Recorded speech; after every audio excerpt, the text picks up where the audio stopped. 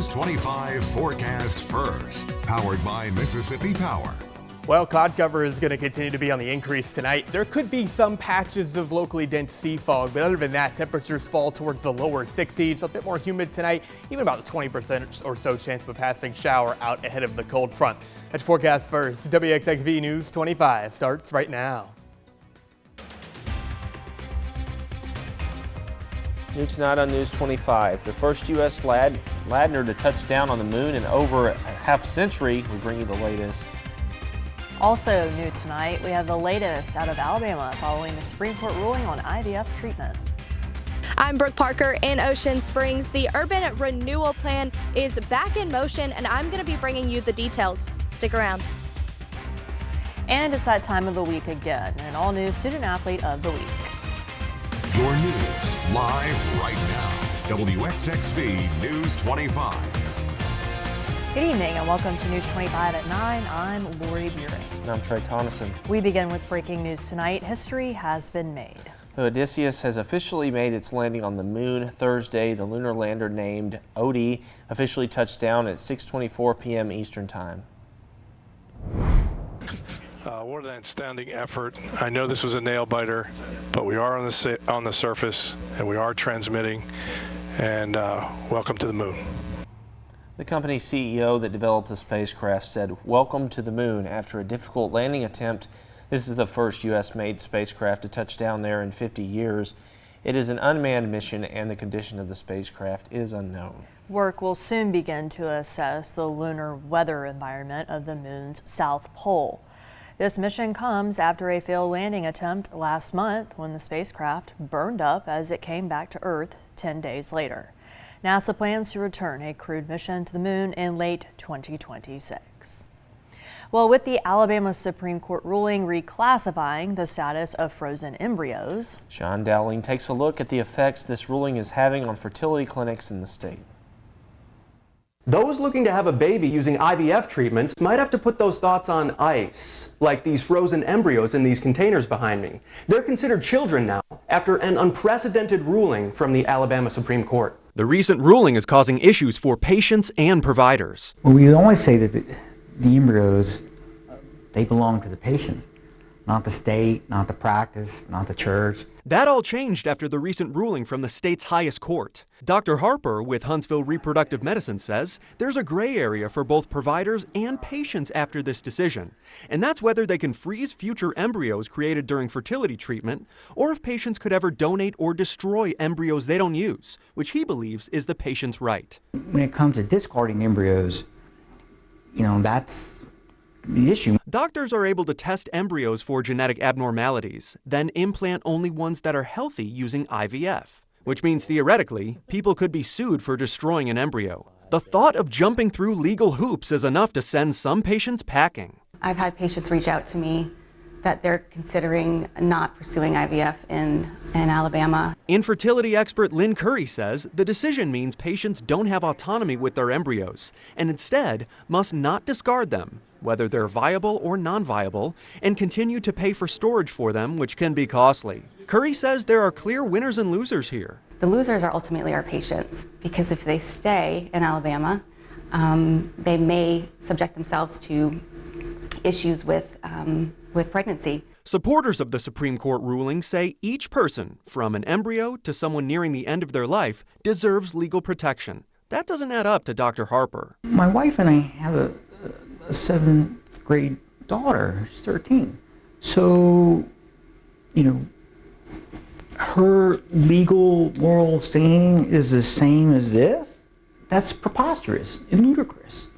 But here we are. And the fallout continues in the wake of the controversial Alabama Supreme Court decision declaring embryos as children. The Center for Reproductive Medicine at Mobile Infirmary announced today that it's now pausing IVF treatments.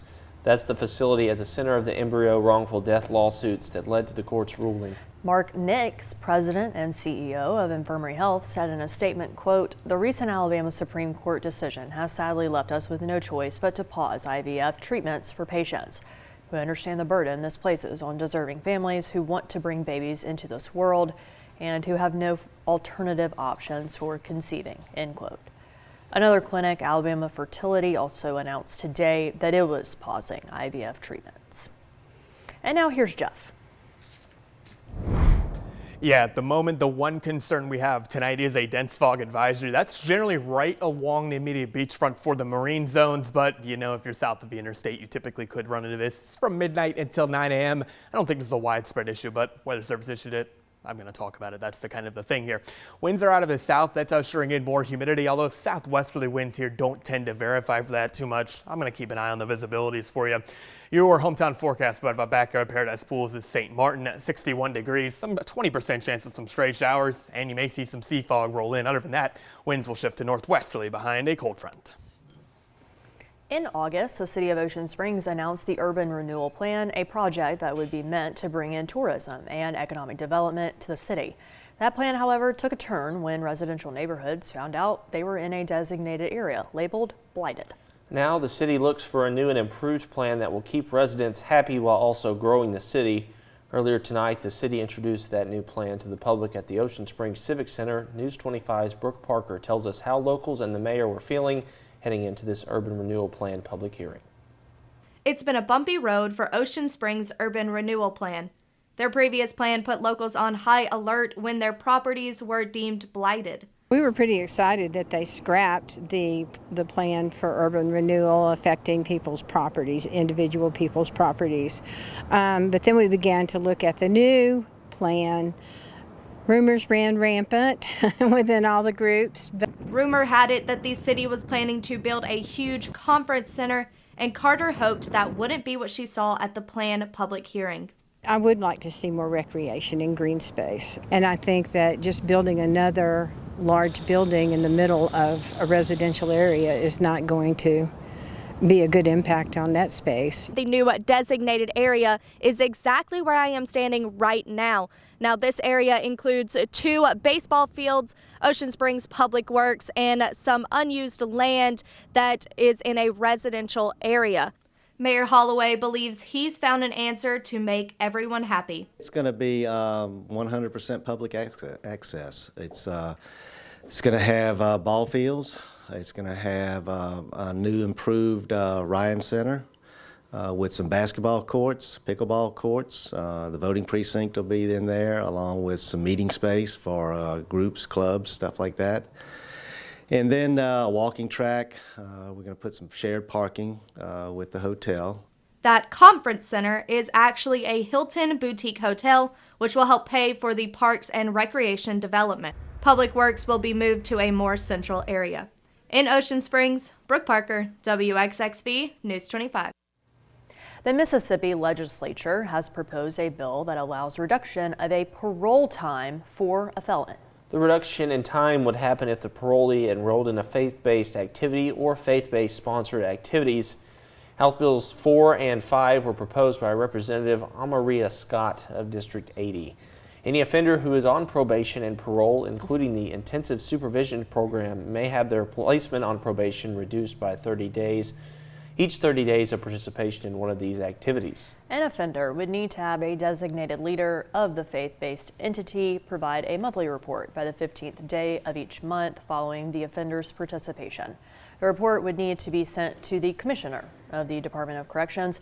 At least every 6 months, an offender would be notified of the current sentence discharge date. If passed, the bills go into effect July 1st. The Mississippi legislature is also proposing a bill called the Fair Minimum Wage Act to put the state's minimum wage at $15 per hour. House Bill 16 was authored by Representative Solomon Osborne of District 32, saying in the bill the current minimum wage is insufficient to keep families out of poverty. If the bill passes, the Mississippi Department of Employment Security would calculate an adjusted minimum wage rate in direct proportion to an increase or decrease in the United States Department of Labor's Consumer Price Index on September 30th of every year. The adjusted minimum wage would take effect on the following January 1st. And the wage for government workers would be capped at $20. Also introduced was House Bill 71, establishing the minimum wage in the state at $10 an hour. Coming up, Jeff will have a look at the weather. Plus, Southern Miss's Marine Education Center is hosting a Blue Tech Field Day. We have the details ahead.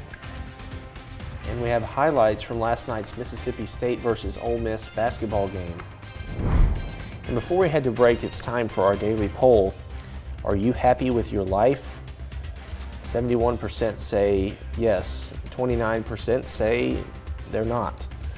Well, either way, you can vote by going to our website, WXXV25.com, and click on the WXXV vote link in the news drop-down menu, or use the QR code on your screen. You're watching WXXV News 25 with Lori, Trey, Jeff, and Jevin. WXXV News 25. And now, your weather authority. All right, Jeff. Yeah, here's what we got for you right now. Your view from Bay St. Louis provided by Hancock Whitney. This is the top Danby's restaurant and bar. Visibility is fine right now, and the sensor is not reporting. My goodness, I apologize. I'll estimate temperatures mid-60s.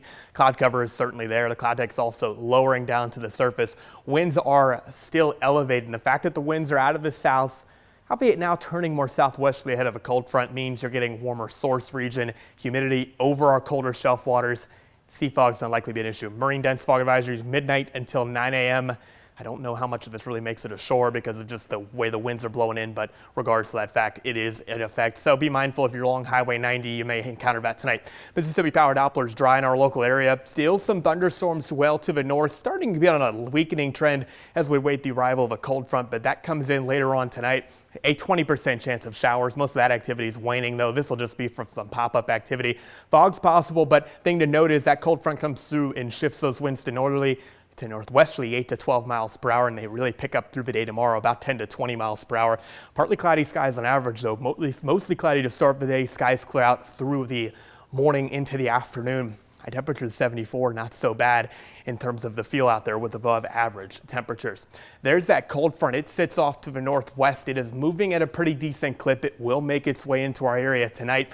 Thing to note, cloud cover is fairly low to the ground, so it will likely fall a little bit more. Low-level cloud deck generally for the whole area. Again, that sea fog issue may become more of a problem.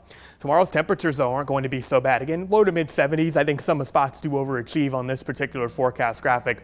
Something to note for Saturday morning and Sunday morning. Temperatures mid-40s to maybe around 50, but a touch cooler for Sunday morning. Typically, the second nights are usually the colder ones around here, so make that known. You'll may need a sweater or jacket out the door over the weekend. Next week, I want to talk about this because once you start getting a southerly flow in, things get warm next week.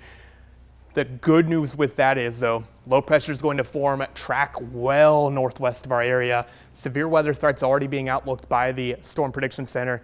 Again, this is a equivalent of a level 2 of 5 risk, and it looks like it's going to remain well to our north. So that's at least a positive that we won't have that much of an issue to deal with.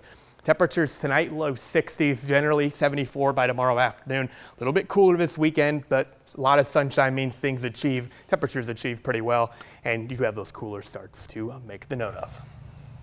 Thanks, Jeff. We'll have more after this break.